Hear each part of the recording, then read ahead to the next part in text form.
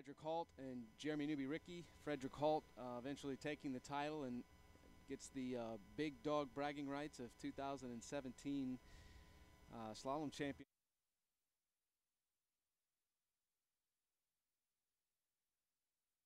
I mean, in our men's slalom finals, there was only about a buoy and a half separating what was from first all the way down to 8th place, and Benny Saddlewater missing out in that cut by just a fraction of a buoy.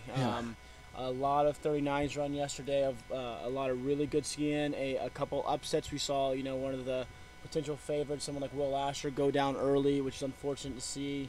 But we also had a great story with Chris Parrish skiing really well yesterday, actually sitting in the 2nd seed right now, running 2 beautiful 39s and getting into 41, and looking very solid, like as if he were never even gone. Yeah, he did. He showed back up and seemed to do exactly that, kind of pick up where he had left off.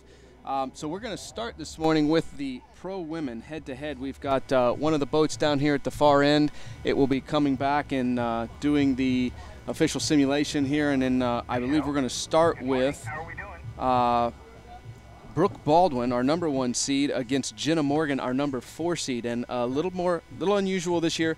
Only have 4 girls in this head-to-head final, and we've got Brooke Baldwin and Jenna Morgan in the first pairing. Second pairing is going to be Michaela Hall and Karen Truelove. And again, yesterday we saw 3 of the 4 girls run through the 38, and scores kind of stacked up between 1 and 3 ball. Yep.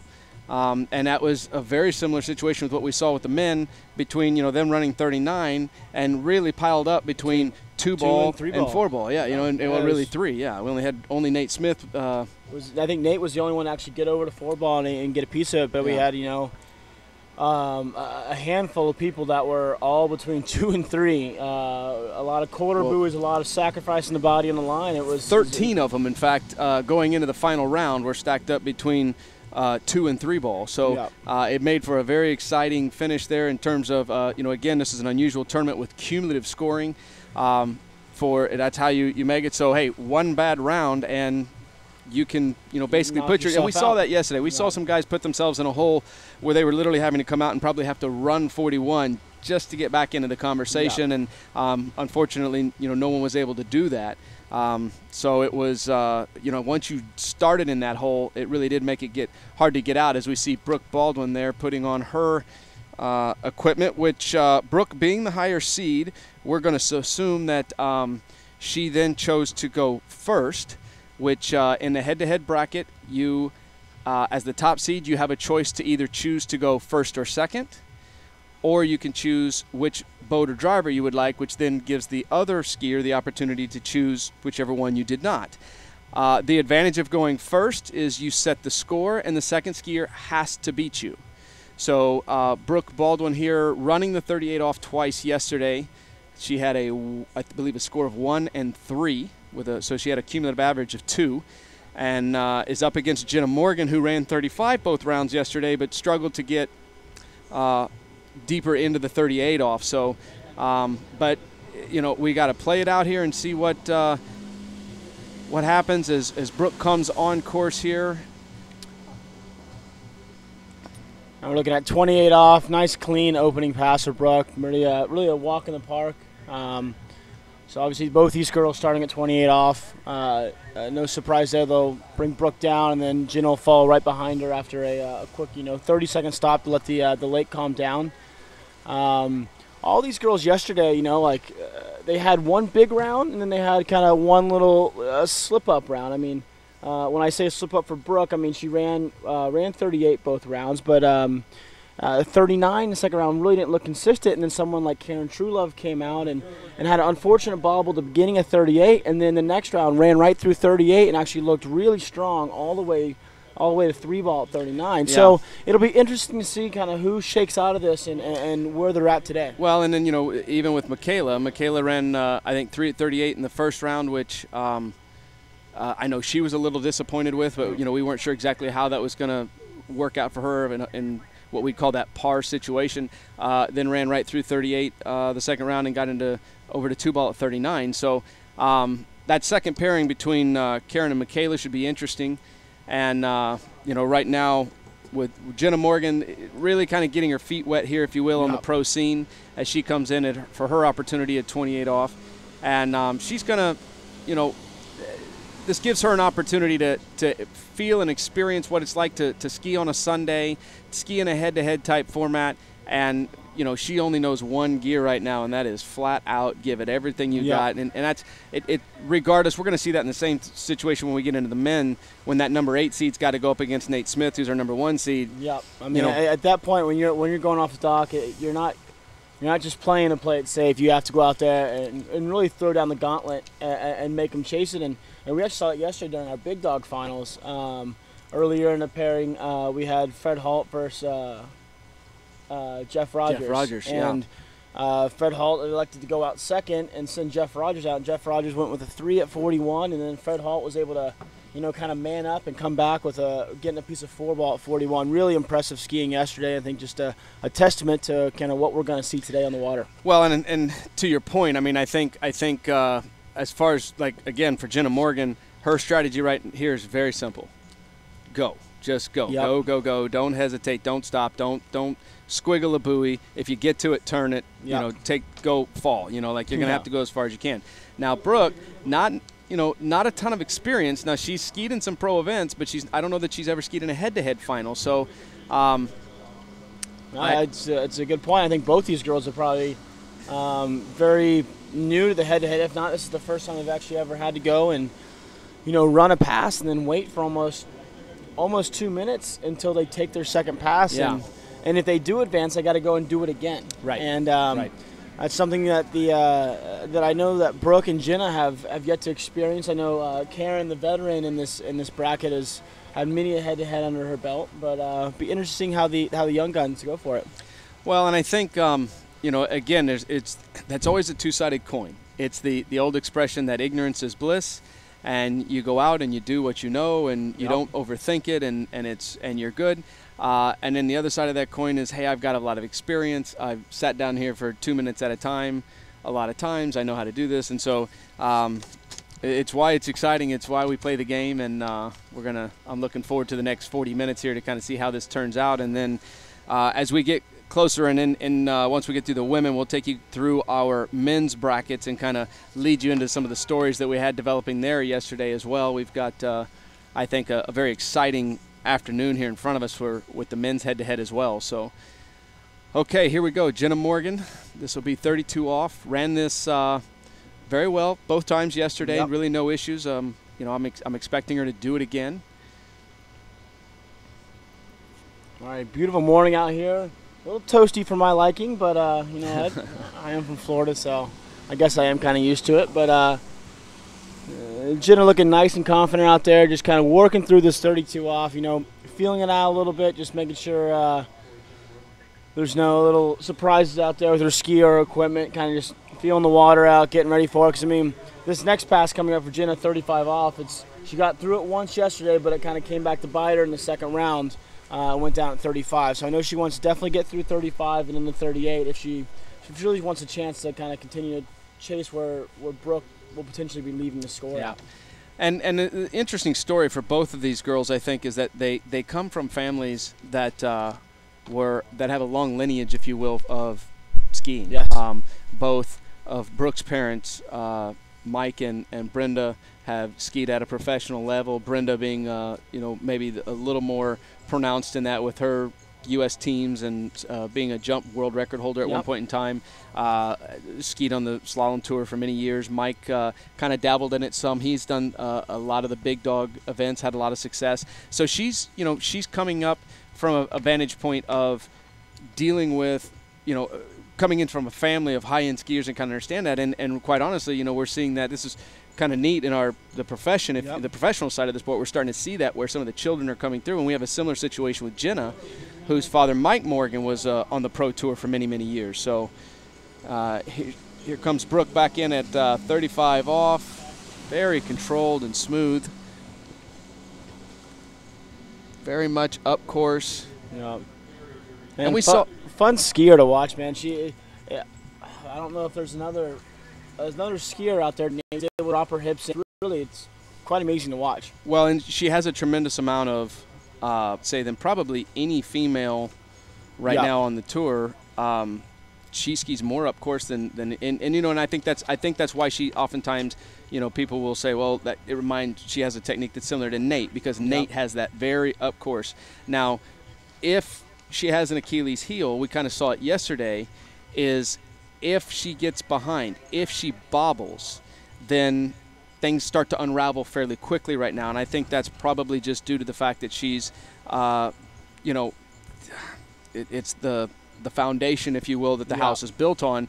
Things need to have that space. They need to have that time. And so, and as she gets older and has more experience, I think that'll evolve. All righty. Jenna coming in, 35 off. She needs to get through this pass.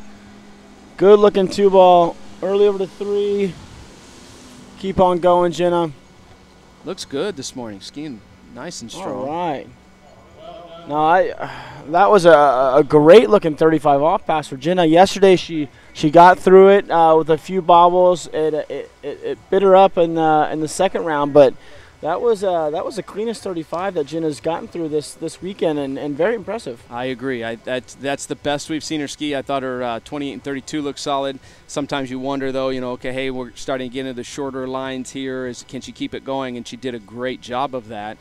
You know, so I think Brooke here knows that if she can, you know, on paper, I think, you know, Brooke's got to be thinking, hey, get deep 38 and put that pressure on Jenna. But knowing Brooke as I do, she's only thinking about 6. You know, she knows she ran it both rounds yesterday, more than capable to run this pass. So I expect to see her get on through it. But and I think then that would put a tremendous amount of pressure back on Jenna. No, it definitely would. I mean, I got to imagine that Jenna's PB is probably about three or so down this 38 line. So Brooke's going to go for it. So let's watch Brooke. She hasn't missed this pass all weekend. Let's see what she has for us in the first round of the head-to-head women's finals. Tight line at 1. Over early 2. A little slack line sitting back. Kind of regain her composure around 3. Sitting back again at 4. Kind of saving herself on 5, and it's interesting because yesterday in the second round, you know, she went down, or she didn't actually fall, but she got in a lot of trouble out of 1 ball at 39. But what's interesting was her 3 ball at 38. Yep. She got in a lot of trouble yesterday, and so I'm a little surprised to then see her struggling more with the 2-4 today. 2-4 side. I mean, yesterday, 2-4 was kind of her saving grace because she kept having these big, surprising 1-3-5 turns, kind of that onside turn for her dropping in extremely hard and kind of having to 2-4 allowed her to get back in the game. And then now today, 1-3-5 is her saving grace, and 2-4 just sitting back, maybe a little uncomfortable, just a little hesitant coming into the buoys. I mean, she got through 38. All said and done, 6 buoys is 6 buoys. Now let's see what Jenna Morgan has up her sleeve for Brooke right here. He's get all the way through 38.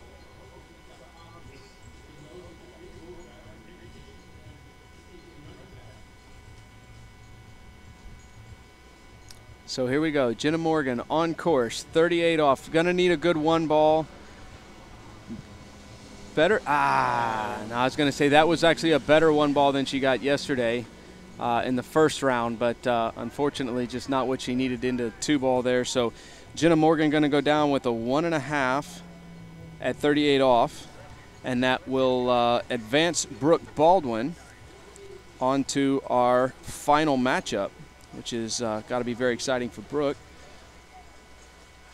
Now yesterday in the big dog performances, due to time, they were going to once you won your matchup, you came back in. So it didn't matter which end you were at. You didn't if you were skiing against somebody and you ran 39 and they didn't, they were not allowing them to come back in at 41 and kind of get some practice, if you will, for their gates and kind of figure out their timing in that. Today, a little more time, and we're going to do more of a traditional type head-to-head here, where they are going to allow Brooke to come in here and get a look at this 39.5 off. And try to get herself set up for this next pairing, which would be the final round. Yeah. Now, yesterday, Brooke had a first round, a beautiful start at 39, all the way to 3 ball. Now, the second round, she got really bit up at a 1. So let's pay attention to this gate and this 1 ball here and see if she can kind of chill out a little around 1 and get over to 2. Oh, man. No. And just no. Very similar to what we saw yesterday, just kind of really dropping that hip in and taking way too big of a turn and kind of biting off a little more as you chew. And yesterday she held on to it and got stretched out going to 2-ball. Today, just not even able to hold on. Very similar setup, though. Up wide on the buoy, having a lot of trouble getting outside. We both commented on that with her being a left foot forward skier. Has the advantage of being able to go a little long into that first buoy, making sure that she's got plenty of width to get outside of it, because for our viewers at home, when you're a left foot forward skier, your onside turn is that 1-3-5 side turn. So they actually have the advantage of starting the course with that onside turn. So you can go a little long into those buoys, make sure you have your width, because on your onside turns, you're a little more comfortable keeping your speed up, if you will. You can manage that speed through that turn. And oftentimes, especially with left foot forward skiers, we will tend to see left foot forward skiers, as we watch the replay here, they will tend to have very dominant onside turns and then struggle on their offside turn as she just comes in, and you can see that really just kind of fell in and the rope wasn't there to pick her up and very quickly down into the water. Now, oddly enough, then take your right foot forward skiers, who it would just make sense, okay, well, they're going to struggle on their 1-3-5 side and be more dominant on that 2-4 side. And yes, yes, of course, they're more comfortable on that 2-4 side. But what's interesting is a lot of times you'll see the right foot forward skiers, they become so adept at their offside because they have to start the course there. Oftentimes you'll see right foot forward skiers whose offsides are as good or better than their onsides. So very unusual to compare that between the lefties and righties, and obviously it's because you got to start on the right side of the course making a left-hand turn. Now, in our pairing here, we've got Karen Trulove, who's going to be a right foot forward skier, and she's a more traditional right foot forward skier, where she would tend to her offside is her weaker side, and she tends to be a little more dominant on that onside turn. And so I know my wife pretty well. As Karen Trulove is my wife. We've obviously train together every day and do quite a bit of skiing. And I know that she actually prefers to go second most of the time. So I'm a little surprised to see her coming out first here, but I think what may have happened is Michaela, being the higher seed, chose the boat and driver that she wanted, and Karen may be thinking, you know what, I just want to go out and put some pressure on the youngster and see if I can get this done. So well, Karen looked really strong yesterday. I mean, the first round got a little random hiccup. We actually missed it. We turned around for a split second and kind of missed it, but in the second round, really redeeming herself, running a beautiful 38 off pass, getting all the way to 3:39, posting the biggest score of the second round. But due to it being a combined score between the first and second round, she was actually was seeded third going into this final. So thus Michaela was getting the choice to whether go out first or second. Now, I mean, Fred, you she prefers to go out second, kind of know the score to beat and have to beat it by an advantage of a quarter buoy. Well, now, Karen's a veteran on the tour, and now she's also got a quarter buoy in her favor. So excited to see kind of what she can throw down and see if Michaela can mentally stay composed enough and really get down the course and chase the veteran.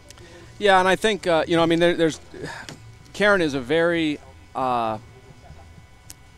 very tough, mentally a very strong skier, dealing with the head-to-head competitions for many years now, has won quite a few. I think she's won 27 pro events in her career. So this is a woman, she was ranked #1 on the world for a number of years. But and honestly, skiing against 3 competitors that are actually all young enough to actually literally be her daughter. She's by far the oldest competitor in the group here. So I think she might be looking at it saying, hey, I'm going to push these youngsters a little bit and switch things up as we see Michaela Hall come on course here. Michaela, the local girl, she's literally skis here on this exact lake. And here at Belle Aqua Lakes, we actually have 3 lakes designed for water skiing side by side, and we're skiing on the middle lake, which is the lake that belongs to the Belle Aqua Homeowners Association, which she and her family are a part of. And so literally the hometown girl. Yeah. And it showed yesterday. She looked very comfortable. She was Didn't really see a lot of bobbles or mistakes. She knew exactly. She knows this course at the back of her hand, and I mean, all the buoys are in the same spot from course to course to course, but I mean, as anyone who's actually gone out and skied on multiple lakes, they all vary slightly. And so Michaela definitely knows this lake really well, and it showed yesterday. She looked really strong, posted a really big performance, a 2 at 39 in the second round yesterday, which earned her that second seed behind Brooke Baldwin. So, well, and it's, water skiing is a very, especially the slalom event, it's a very unusual sport. There are very few sports where you're constantly changing the parameters. You don't in basketball, you don't go down and dunk it or shoot a three-pointer and they move the three-point line back. Or hey, I made my free throw, so they're going to back me up 2 feet and make it harder this next time. Even in golf, where the course is constantly changing, similar to what we deal with in skiing, the mechanics stay the same, and that is somewhat true for skiing. But obviously, the forces on the body change as you go through the event. As we see Karen coming back here at 32 off, nice and settled in. The one thing about Karen that you'll notice is she really doesn't move much. No. I often tell the story that there are times where she'll come in and I'll say, okay, wow, that looked really good, and she'll say, oh yeah, it felt awful. Or there's other times where it's very hard to see. She hides things very well.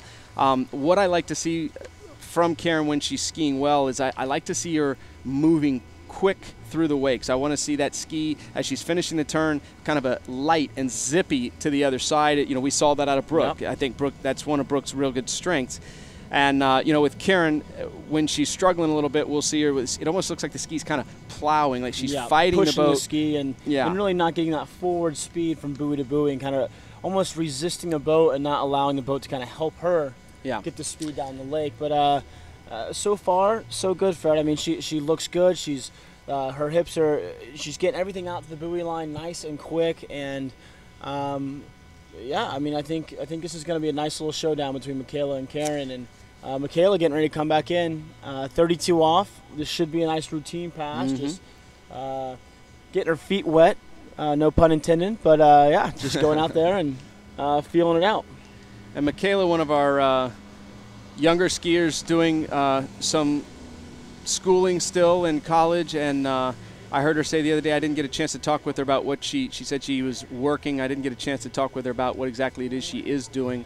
We had the conversation yesterday that maybe not skiing quite as much as she did the last couple years, but we also had the conversation that sometimes that's actually helpful. Like as you said, the younger you are, it's almost quantity that's more important. As you get a little older, it's the quality that matters, and you save the body a little more. You know what the fundamentals are, and you're just working on the intricacies, if you will. Yep. And so Michaela, a very accomplished junior skier all through all three events, and I'm not sure. I haven't spoken to her, know if she's still kind of out there jumping and tricking as much anymore. A very accomplished jumper, Fred. And I think when your time's limited on the water, when you kind of start quote unquote adulting, that's when you tend to gravitate towards kind of your favorite event or your best event. And I know I did the same thing. I know you did the same thing. Kind of once that path narrows, you tend to, I kind of went traditional, went with jumping. That was my best event. It's where I felt comfortable at. And Michaela really honing in her slalom skills. But I think part of that too is once you surpass the junior ranks and then you start getting into the upper levels in the open division or the pro division, you start to figure out pretty quick, hey, I'm a good jumper, but I may not be a great jumper, or I'm a good slalom skier, but I may never be a great jumper. Yeah. And that kind of points your direction as well. And so sometimes those choices are a little hard to make, as we see Karen coming on here at 35 off. Nice out of 2 ball.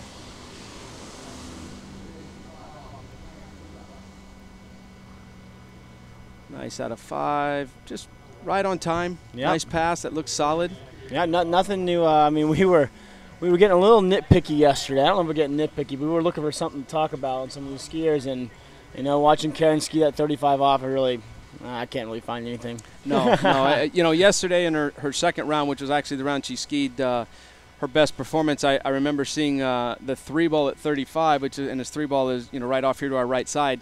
the exact same buoy that we saw really a pile up with the men once they got into 41. But there's just a little bit of nervous movement there at that buoy. And yesterday we saw Karen the ski kind of twitch as she went through there, and it wasn't necessarily a concern, but it was also not necessarily as smooth and fluid as I know as a skier would like to feel. That time really looked like she just skied right through it. Very, very nice.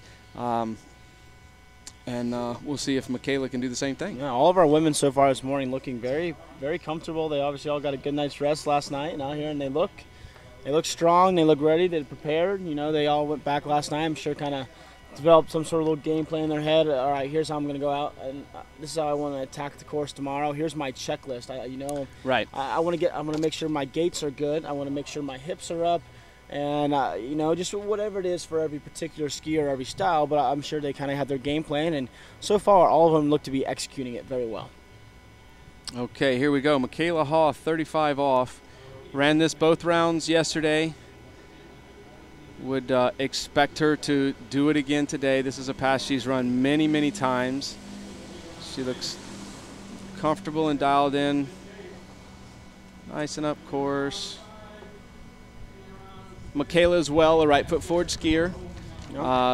We had a little conversation yesterday. Michaela choosing to ski in the double hard shells. Karen in the hard shell front and the toe kicker back. So. And that is, of course, always just skier preference. Yep. That's one of the nice things in terms of the rules in this sport. There's not an overabundance of equipment rules in terms of what you can and can't use, what's comfortable. You go with it. I think about the only rule is that there are some dimensional rules in terms of length versus width, and then no moving parts. Yep. And but I mean, you look at. I think if you look across the board and you look at everyone, let's use golf again, for example, and you lay everyone's clubs out. Yeah, there are a lot of different brands, but for the most part, they're all similar in structure and style and different brands, and I'm sure they're very unique beyond my ability to comprehend. Right. But, I mean, to Joe Blow's eye on the side, if you were to lay all these slalom skis down side by side, they could obviously sit there and go, these are all vastly different, just different setups, different. Right. It's really, and it's whatever floats your boat, whatever makes it work. So here we go. Karen, come back in, 38 off. Looking for a good start. Not bad. Good off of 2. Oh, nice 3 ball.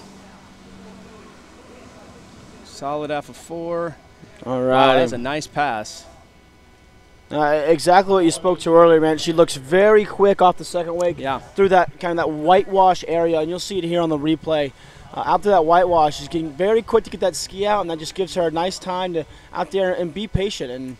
And if Karen has a tendency, if you will, it'll be here on the offside. The ski will actually overturn a little bit. Yep. She'll come in and she'll overturn, and you used the analogy yesterday of almost like what we would call a hockey stop, where an ice skater would come in and they'll turn the skates a full 90 and slide, and you see that big spray come off of them, which is, hey, everybody loves a big spray, right? Yep. But the problem with that is your speed goes all the way down to 0. And now you're out on the side of the boat where you don't have a lot of support, and you've got your speed is dropping exceptionally fast as the boat's still running away from you. The boat's still going the same speed. It's almost like trying to do a deep water start out of the turn. Right. And the forces can very quickly get to a point where you start losing ground into the next buoy. Karen did an exceptional job that time of not overturning and controlling those. So now pressure on Michaela. She knows she ran it yesterday. She missed it yesterday. She's only got one thing on her mind. Let's see what she's got. All righty. Big one over there. Big one. We'll back out of 2. She's going to need to get a 3 to get back in this game. Needs a big 4. She's got it. Over to 5. Wow. Nice. Way to fight through that one. Good job for Michaela Hall.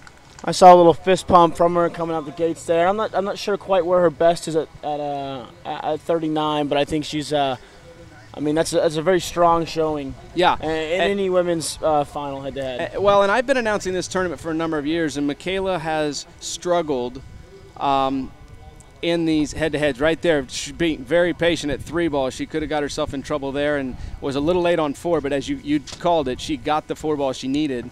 But Michaela has struggled a little bit to really ski up to her potential in these head-to-head finals on Sunday, and so here she is. As you said, that little fist bump that we're going to see right there. She's excited to say, "Hey, I'm skiing up to my capabilities." Yeah. So, all right. So here's where it's going to get interesting. Karen Truelove is going to go set a score that Michaela Hall has to beat. Yep. So right now, we saw yesterday Michaela ran 1.5.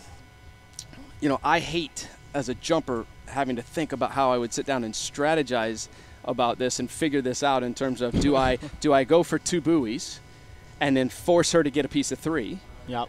But here we go. We're not going to worry about the strategy. We're going to see what Karen can get here. 39.5 off. A little narrow at 1. Oh. All right, let's see. Did she get the quarter? All right, now we talked about this quarter buoy yesterday, so I'll be curious to see how this repay looks. What we're looking for is where the ski is, because I believe she got outside the buoy, but where was that handle and where was the ski when she released the handle? And as we see right there, Karen just coming up a little bit narrow at 1, did a good job here to make sure she got the full. Yeah. That's going to be a close one. Looks like it looks like she's outside it, right? Yeah, there's the buoy. Right through it. It's just going to be a question of where the judges determine that she lost that handle there. But it being the difference between 1/4 and 1/2. Now,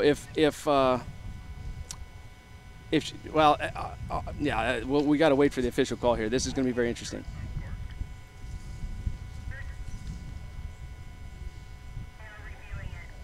Okay, so they are reviewing it.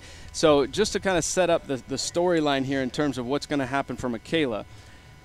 If Michaela turns 1 and doesn't get to 2, Karen automatically wins. Yes. If Michaela runs the 1 1/4 and Karen has the 1 1/4, Karen wins. Yep. If Michaela gets to 2 and can just make half a turn, then that would be the quarter buoy that she needs, and Karen would be bumped out. All right, as Michaela's having a little extra wait time down there, which could play to her favor here, letting the lake settle out, getting rid of any extra little chatter. 1 1/4? Just turned 1 1/4 for Karen on that pass. So what Michaela needs to do is she needs to be able to turn 1, get around 2 ball, and initiate that ski coming back into the line, back into the boat with the line and in control. And that would be an interesting situation right now. Karen Truelove, this is where the head-to-head gets kind of frustrating sometimes. Out skiing Brooke Baldwin, but looking at a situation where she may not be in this final pairing, depending on what Michaela does here. So here we go. All the marbles for Michaela and Karen. 39.5 off. Let's see what she can do. Oh no! Oh no! She's not going to get there. Oh no! I got a feeling that's right around that same. That's very similar to what we just saw with Karen. I would not be surprised if they scored that a 1/4 as well. But we're gonna have to wait for official review. Both leaving it very close.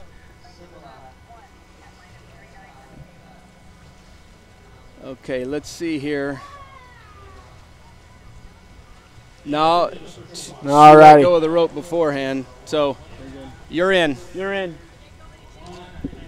Yes.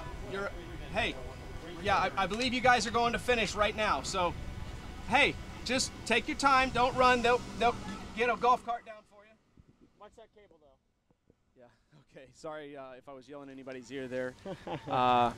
Karen trying to figure out if they were, in fact, going to go straight in and finish the women here, or if they were going to run through the men's final 8 and final 4 and then send the women out. But we are...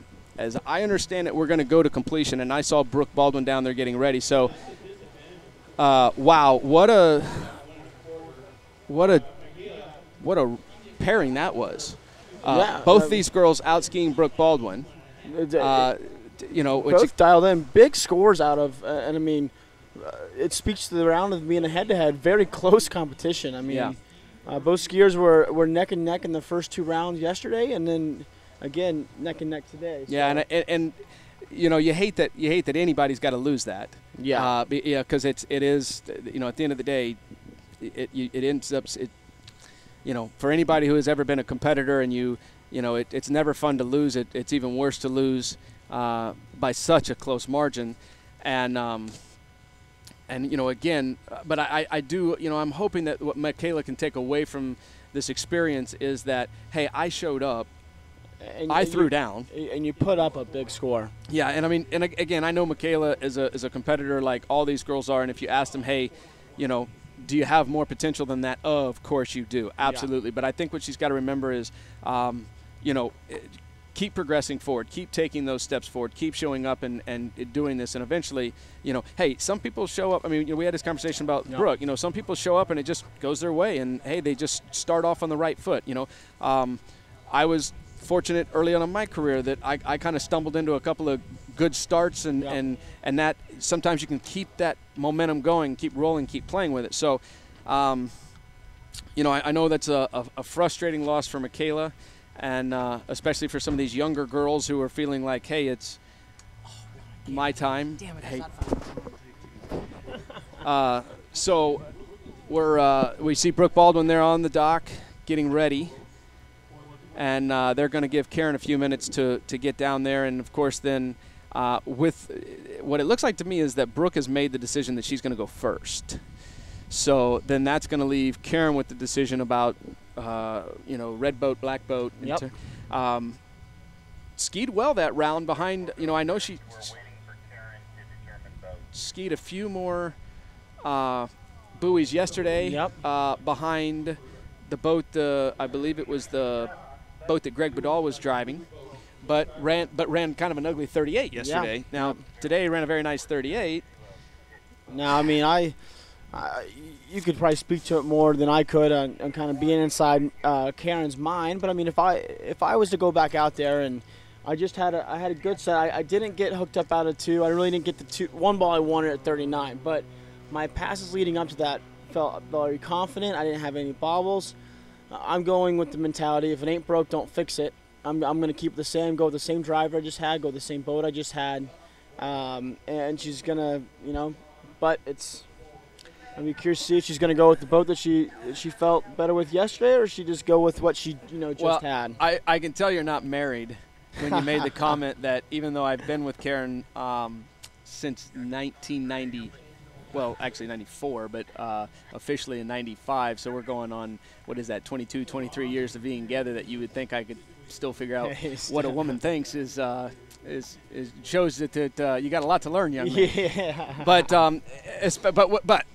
we're talking about strategy. We're talking about skiing. As we see Karen, they put her age up there, 43-year-old mother of 2. Our oldest son, Dash, is 8, so he's not much younger than Brooke. And you can see Karen there at 5'5", not necessarily getting the advantage of being tall like a lot of slalom skiers are, but neither is Brooke, as we see Karen hopping on the back of the boat she just skied behind with Will Bush. So felt like I got her figured out, Freddie. You got it. Yeah. Was that what you would have guessed? That's what I would have guessed. All right. So you can just text me if you guys if you have any questions. Just give me a text and I'll answer it. I may take you up on that someday. All right. So we're going to see Brooke coming out first behind the red and white boat, and she will have the pressure of putting down the score. Karen's got to go chase. Brooke choosing to put herself in this position. Yep. So, and again, a lot of times for young skiers, they don't want the pressure of having to ski a score. So just go out there and do their thing. Yeah. And I know I speak for myself. Much earlier in my jump career, I enjoyed being seated at the beginning of the event because I could go out there and I could do my own thing. I may watch 1 or 2 jumpers go before me, and I'd go out there and do my own thing and kind of go to my, kind of beat my own drum, so to speak. But then it wasn't until I started having to go off later in the list that I, started to like panic a little bit because someone ahead of me would throw down a huge score. And when I was young, that did get to me. It got me psyched up, but sometimes it almost got me too overly excited. And I started not paying attention to my fundamentals in the water, and I was too focused on the prize at the end of the tunnel, and so Brooke, being the younger competitor, I think kind of chose probably the right thing to do, is go out first, put down her score, let Karen, the veteran, the one who's been on the water, been in this position a million times, go out there and chase it. So here's an interesting story, shall we say, that's going to add to this event. So these girls have had 3 rounds to ski. All 3 rounds they started at 28 off, which set them up on where they ran 28 and 35 and 39 from the dock end. 32 and 38 came from the far end of the lake. Now this round, they've got a mandatory start at 32 off. All right. So we're going to take the whole thing, and you would think to yourself, well, that shouldn't really matter, but it's going to topsy-turvy the whole rhythm of what they've been practicing up to this point in time. So we're going to now I did talk to some of the big dog skiers who had a similar situation where they had to do 35 off starts yesterday from the rounds of Sweet 16 and on, and I asked them, hey, did that play a role at all? And they all said no. Okay. But they did say that the failing light and the shadows on the lake did matter. Now, with the girls skiing this morning, right here as we're easing up on 10:30, 10:45 in the morning West Coast time, there are no shadows. So they've got perfect light. They've got so hopefully if the big dog guys were right, they're just simply gonna not have any bobbles one way or the other in terms of coming in from different ends. Yep. And we'll just see some very good slalom skiing. And Freddie, we haven't missed a slalom skier yet this weekend.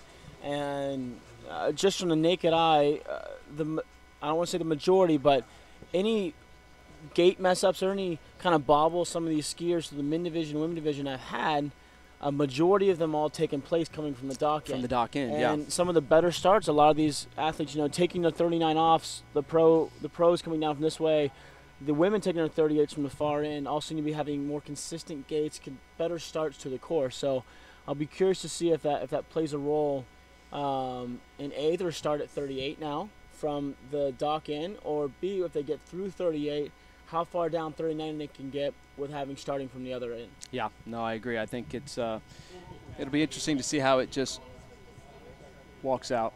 If they want to.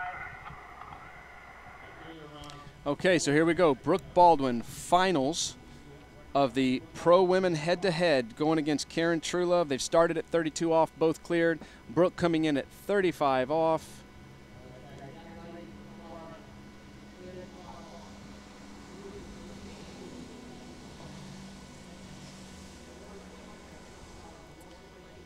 There's another little kind of getting stood up there at 4 ball, and that we saw in her first round, the 2 and 4 turns weren't as smooth as maybe they were yesterday, and I'm very surprised to see her get stood up like that at 4 ball at a 35 off. But I mean, again, and a lot of times these earlier passes, I know when I slalom, and this is probably why I fall at these earlier passes sometimes, because I go out there and say, don't mess up with this easy pass. Right. You can, and all of a sudden I start thinking about taking it easy and relaxing, and I hesitate for a split second, and 35 off is no guarantee. And so you hesitate for a split second, and all of a sudden those hands start reaching up out of the water and pulling down on the ski, and so maybe try to be a little more aggressive through that 2-4 for Brooke, kind of maybe a little hesitant, trying to take it easy, not wanting to mess anything up at these earlier passes. Mm-hmm. All righty. Karen coming around the island, 35 off.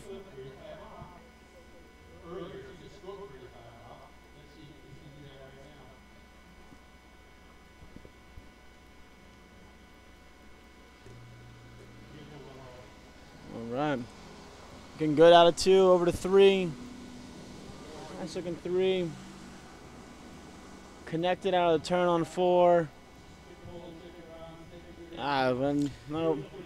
Zach, as Karen ran a very nice 35 there, one of the interesting storylines, oftentimes when we come out here to the Rio Linda sites, is we talk about the California water, which has a unique composition. It's essentially it's like you hear NASCAR guys talk about different track surfaces and how the cars handle, and would be comparable to what our slalom skiers feel, and just different composition. But one of the trickiest things I think for our Florida skiers, as we have 2 Florida finalists here, is that they have to deal with when they come here, is that these lakes are very shallow. Yes. And the skis will ride. The pressure in the water actually forces the ski to ride a little higher, and sometimes they'll get some slip, and that can make the skis behave differently. But and I think a lot of times people take for granted when we watch these pros, they're so good at adapting so fast yes. that it almost acts like it doesn't bother them. But you know, we have to keep in mind they are still feeling all of that out there. They do a very good job masking that,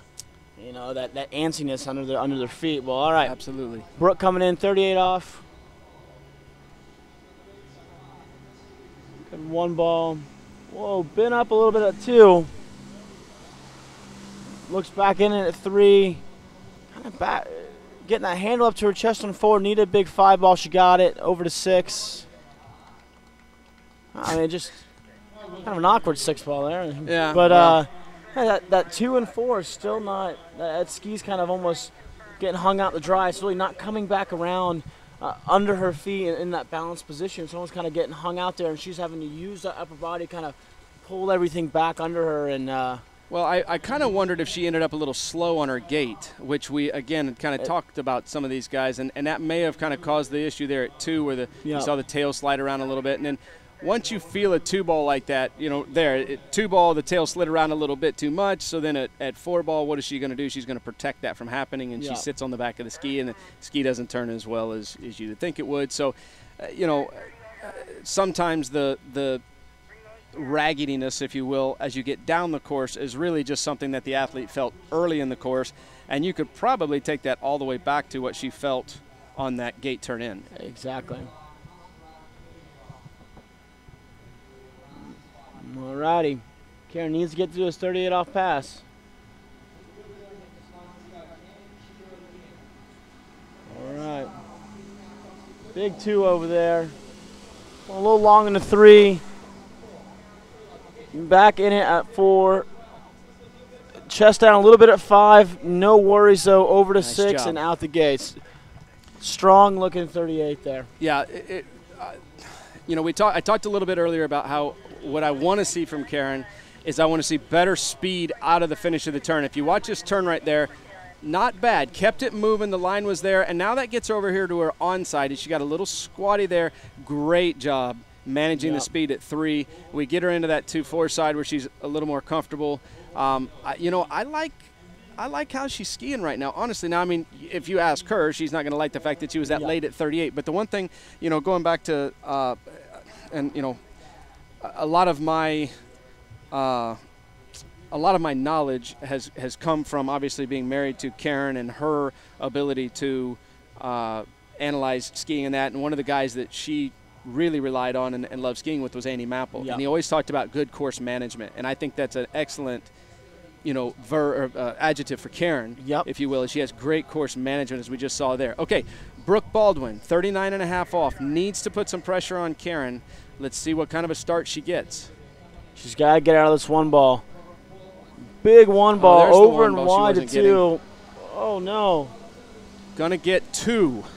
2 buoys at 39 off. Respectable score. Big score. But that door is just ever so slightly open for Karen. Open.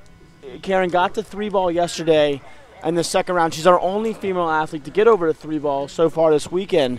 And that 2 ball, that's the 2 ball we've been seeing out of Brooke the entire set. And it got her again. This time it's too much at 39. Can't handle that. Really all day. We saw that 2 and 4 getting a little more ragged, a little more ragged, a little more ragged. But, I mean, hey, the last 2 rounds that Brooke was at 39, she went down at 1 ball and didn't even get to 2. So the fact that she got over to that 2, gets the solid 2, Karen now has to have a piece of 3 because as a second skier you must beat the first.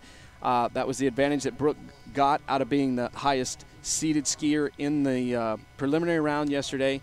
So the pressure's on Karen here to get to 3. Now, it's all going to depend on the 1 ball. Yes. If Karen can get out of 1 and get 2 ball, it'll be she's very good at putting the hammer down and taking it, getting that hot and heavy to 3. Yeah. So, but we got to see here if she can get what she needs out of 1. I thought she was maybe a little slow on her first gate at 39, so we're going to want to see what she can do here. Yep.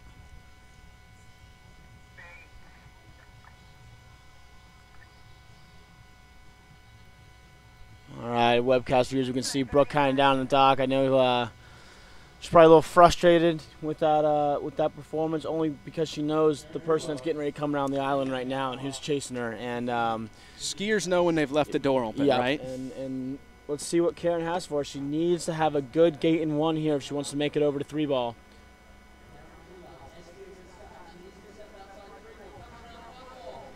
All right, needs a big 2. Man. No!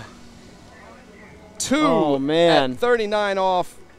And That's going to give the advantage to Brooke Baldwin. Actually, no, it doesn't. They run off in the finals. Do they run?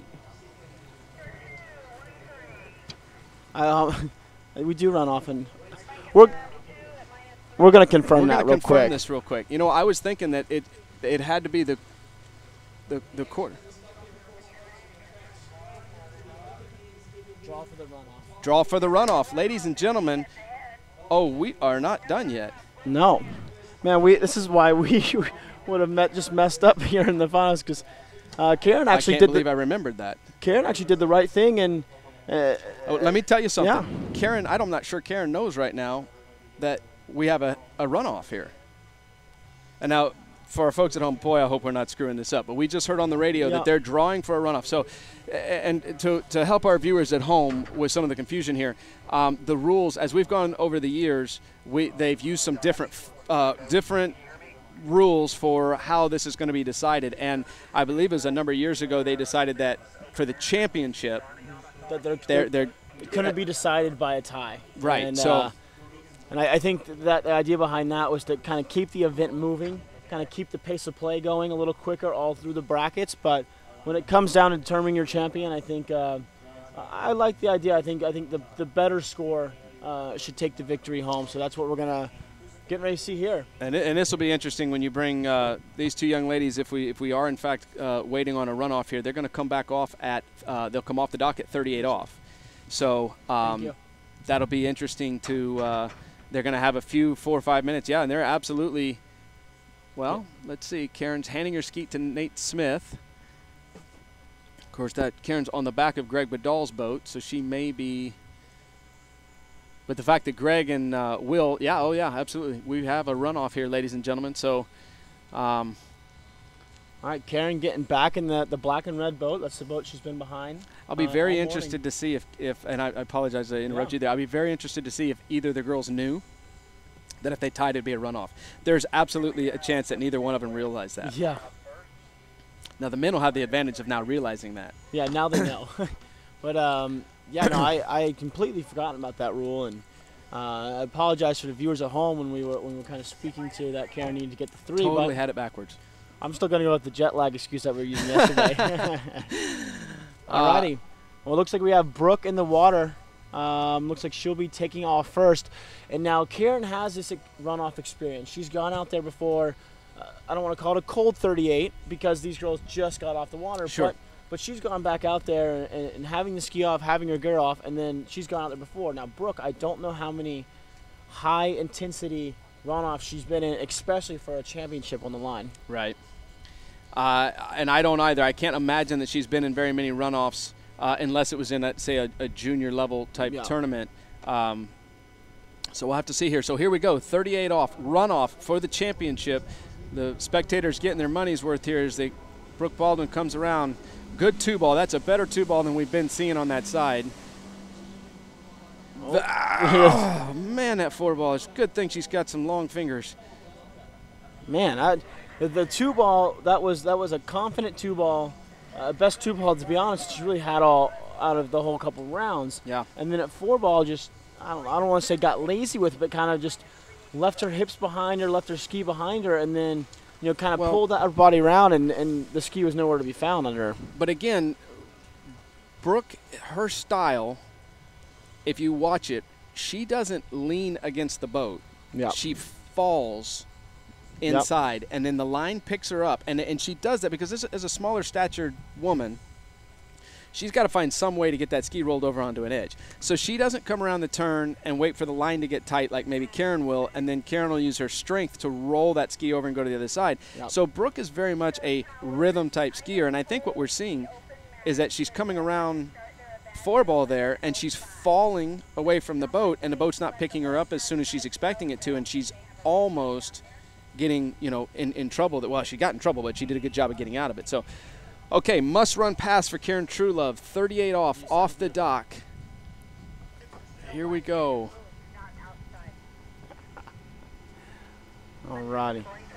Oh, not a good one ball. Going to need a big two ball. She got it.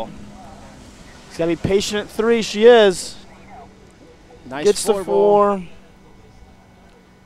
5 and got it. Squeaking around 6. Great job. Man, that she had to have that big 2 there, and she got it, and then had a lot of speed coming over into 3, but was able to do a great job of, we talked about course management later and saying patience, patience, patience, let that ski come around, let that line catch up, and then get going over to 4. Well, and when you talk about course management, okay, so Karen knows right here, wow, I don't have the angle into this 2 ball that I need.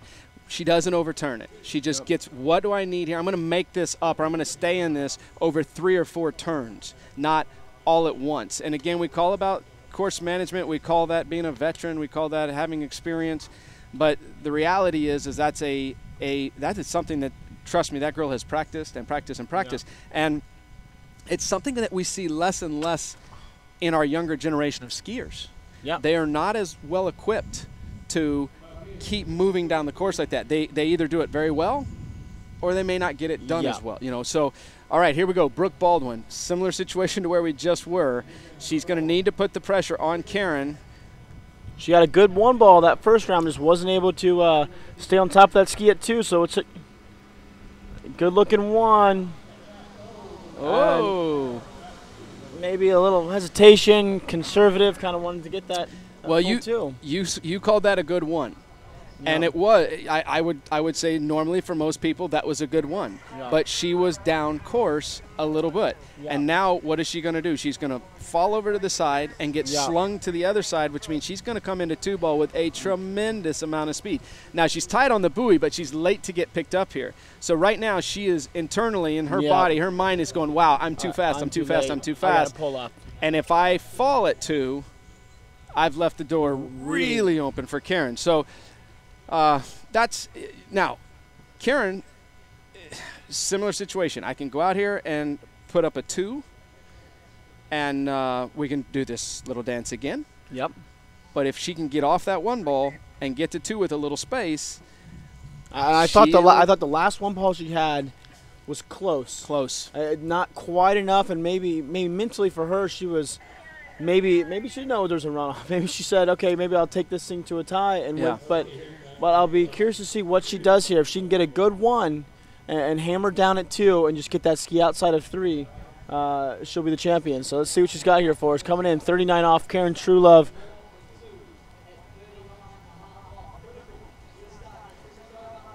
Got a 1. Oh, no. Man. Down at 2. It's going to be a total of 1.5 at 39. And Brooke Baldwin is going to get the win here. I thought she set up well for 1 here, but she did not get that line. She needed it right there. Did an amazing job, honestly, getting all the way outside a 2 ball here. Just had to stay on that edge for so long. Wow, and just laid it out. Still has the handle in hand. Look at that now. Here, watch this. She's going to pass the handle over her head to make sure she doesn't get wrapped up into it. And very glad she got through that spinning fall safely as she's upside down right there, bouncing off the bottom of the lake. So congratulations to Brooke Baldwin for getting the win there. And some great skiing by these ladies. I mean, what a competition. In 39 off, I mean, running through 38, and this is kind of what Brooke needed. She needs that confidence, needs that exposure to this scene, and congratulations. They're going to bring her down the lake real quick for a little victory wave, and much deserved. Congratulations to all the competitors. So rounding out the top 4 for the women, we had Brooke Baldwin, Karen Truelove, Michaela Haw, and Jenna Morgan. Congratulations, ladies. Yeah, absolutely. That was a very exciting event. Great job to Karen and Brooke for really, putting it out there and performing that well.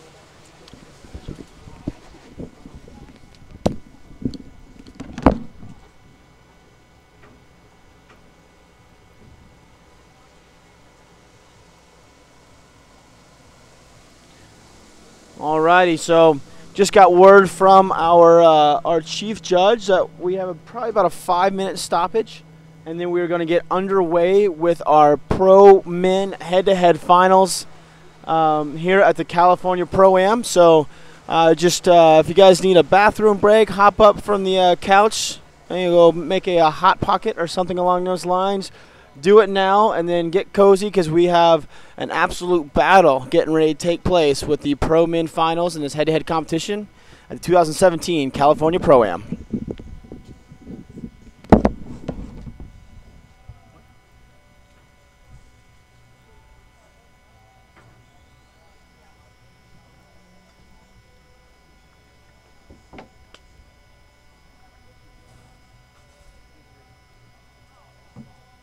Yeah, 11:05 start time, so we got 5 minutes.